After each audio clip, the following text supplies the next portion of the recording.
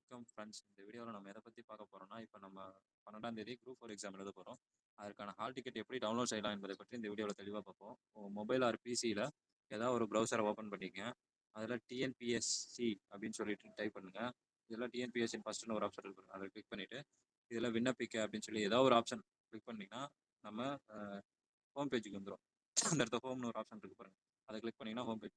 இதில் நிரந்தர பதிவு விவரங்கள் அதை கிளிக் பண்ணிவிட்டு நீங்கள் ஏற்கனவே பதிவு செஞ்சுருப்பீங்களா ஒன் டைம் ரிஜிஸ்ட்ரேஷனு ஐடி, அதை கிளிக் பண்ணுறதுக்கு ஏற்கனவே பதிவு செய்த உள்நுழைவு அப்படின்னு சொல்லி போட்டுட்டு உங்கள் பயனாளர் குறியீடு அண்டு பாஸ்வேர்டு போடணும். போட்டுட்டு இந்த மேக்ஸை ரிசால்வ் பண்ணணும். ரிசால்வ் பண்ணிவிட்டு சமர்ப்பி அப்படின்னு சொல்லி கொடுத்தீங்கன்னா உள்ளே போயிடும். உள்ளார போயிட்டு உங்களுக்கு அந்த அப்ளிகேஷன் கையில் வச்சுருந்தீங்கன்னா அதில் அப்ளிகேஷன் ஐடின்னு சொல்லிட்டு ஒரு நம்பர் இருக்கும். அப்படி இல்லை எனக்கு அப்ளிகேஷன் ஐடி என்னன்னே தெரியாது அப்படின்னு சொன்னீங்கன்னா கரண்ட் அப்ளிகேஷன் இருக்குது பாருங்கள், அந்த கரண்ட் அப்ளிகேஷனில் பார்த்தீங்கன்னா லாஸ்ட்டில் பாருங்கள் சிவில் சர்வீஸ் எக்ஸாமினேஷன் குரூப் 4 அப்படின்னு சொல்லிட்டு இருக்கீங்களா, அதில் வந்து 7/2025 அப்படின்னு சொல்லியிருக்கோம். அதுக்கு நேராக இங்கே பாருங்கள் அப்ளிகேஷன் ஐடின்னு இருக்குது பாருங்கள், அந்த அப்ளிகேஷன் ஐடியை நோட் பண்ணிக்கங்க. நோட் பண்ணிவிட்டு உங்கள் டேட்டா பர்த்தையும் நோட் பண்ணிக்கங்க.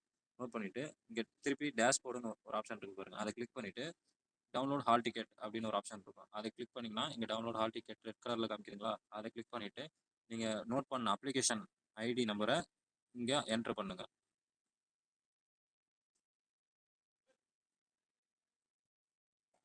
அப்போ உங்கள் டேட்டா பர்த்து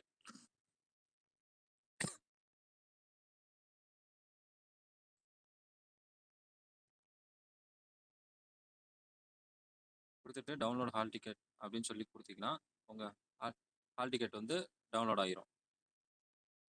நீங்கள் இங்கே பிரிண்ட்டுன்னு ஒரு ஆப்ஷன் இருக்கும், மேலே பிரிண்ட்டுன்னு ஒரு ஆப்ஷன் இருக்கும், அதை நீங்கள் கொடுத்து பிரிண்ட் எடுத்துக்க வேண்டியதான். Okay friends, thank you. பிடிச்சிருந்தா லைக் பண்ணுங்கள், ஷேர் பண்ணுங்கள்.